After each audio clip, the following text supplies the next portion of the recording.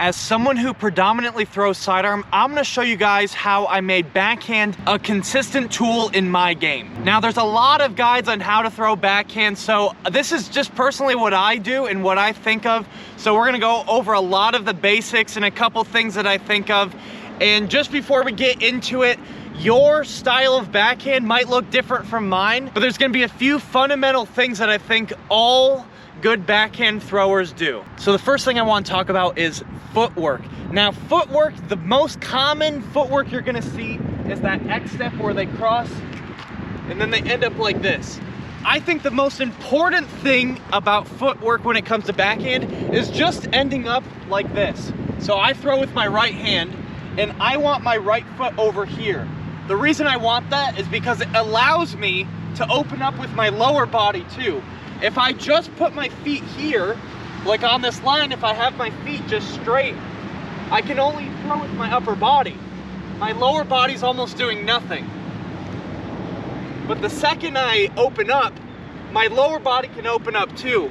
And every single long distance backhand thrower has some sort of run up that ends with them with their feet like this, so they can use their whole body to throw the disc. Now, a quick tip for footwork, in my personal opinion, no matter what type of footwork you feel comfortable doing, is that instead of just going straight on the line and doing an X step and then stepping over here, an easy way to kind of get you turned into that position is instead of going straight down the line, you actually kind of want to go diagonal. So I'm not even on the line yet, and then I kind of finish on the line and I'm already turned in that same spot.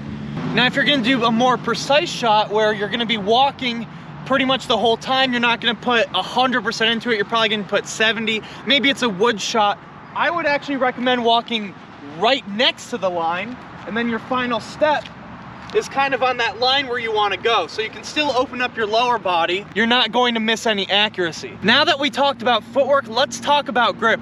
Now, there's a bunch of different grips you can do out there. Me personally, I kind of have a power grip when it comes to drivers, and my power grip is mostly gripping with these 3 fingers.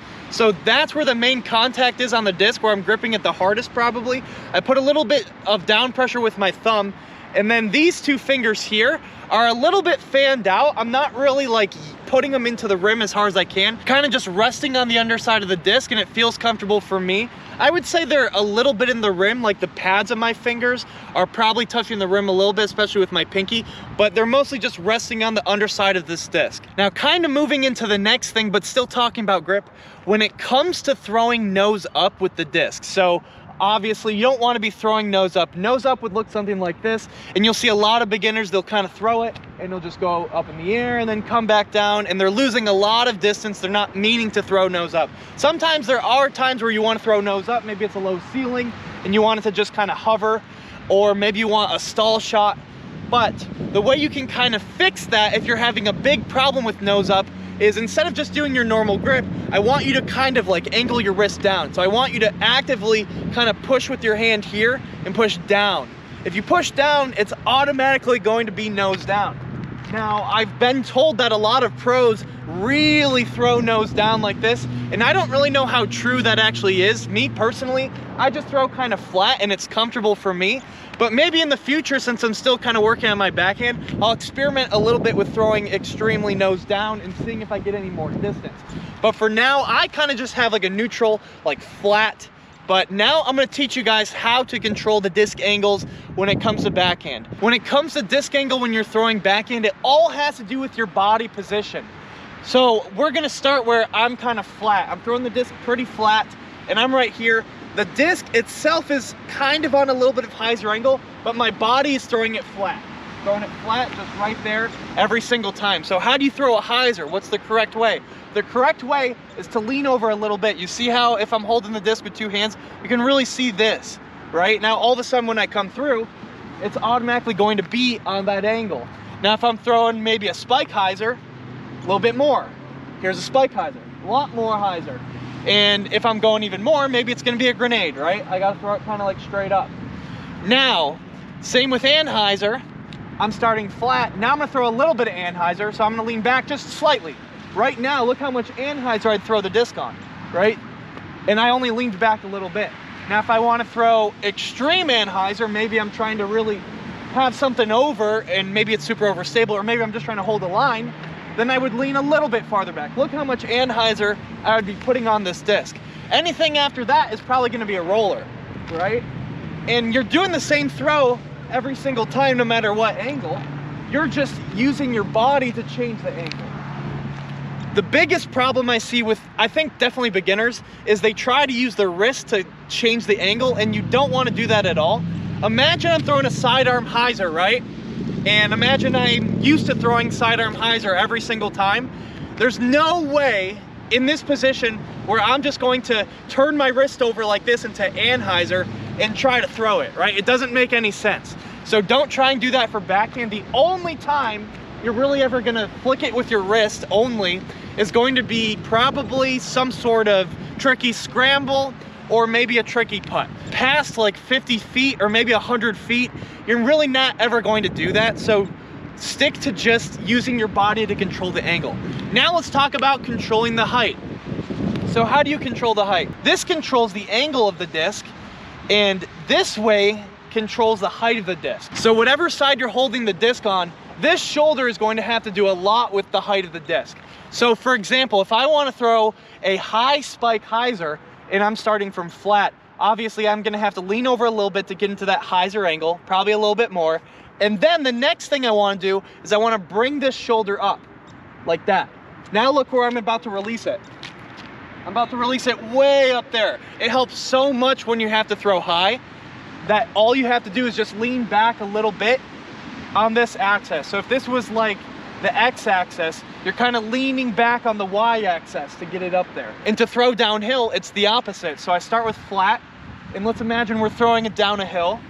All I would do is I would bring this shoulder down a bit, make this shoulder a little bit higher, and then look where I'd be throwing.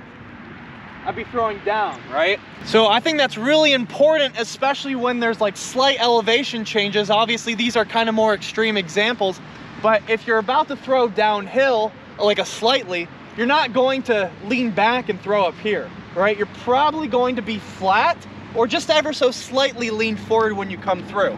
The last thing I want to talk about is the reach back. Now, this is actually going to be one of the most important steps. See, once you have this footing down, you've got a lot of power, but if you don't have the correct reach back, you're going to be losing a lot of power.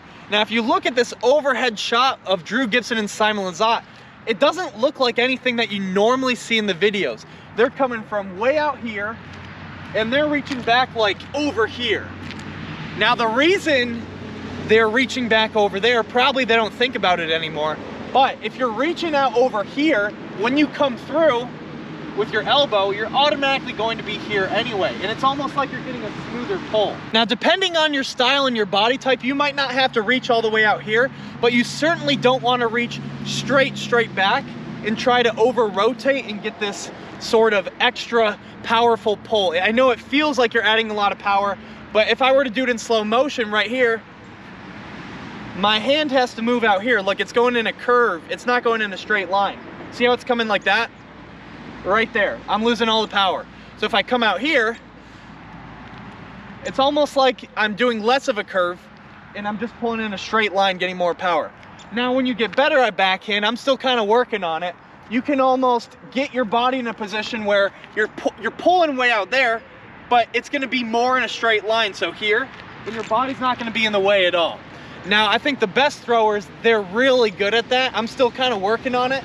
But for me, the biggest thing that's helped is definitely making sure I reach out here so when I come straight back, it's just a straight line and I'm really not losing any speed at all. But if you come and you reach straight back here, like towards the camera, I really have to get my body out of the way and I'm losing a ton of speed by doing that. Final note is if you use these tips and you really go out and practice, I think you can improve your backhand, especially if you're a beginner watching this video. But a quick note is you don't have to be super fast on the tee to necessarily generate a lot of power. And here's proof. Here's Simon Lizotte, an old video, and he's just walking up holding a disc in his other hand. And apparently he aces a 500-foot hole.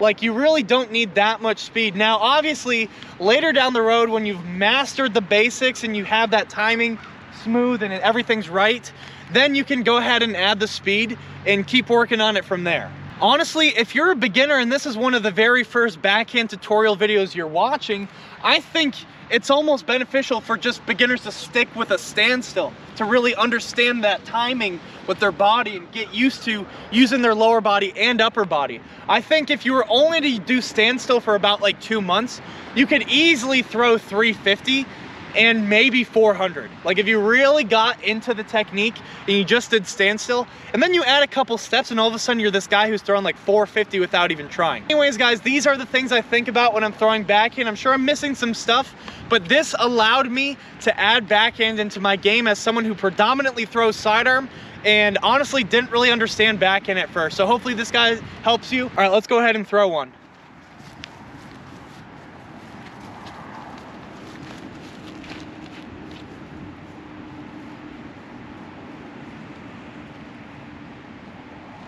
All right, not the greatest throw, but hopefully you guys enjoyed. Leave a like, subscribe if you're new, and I'll see you guys in the next one.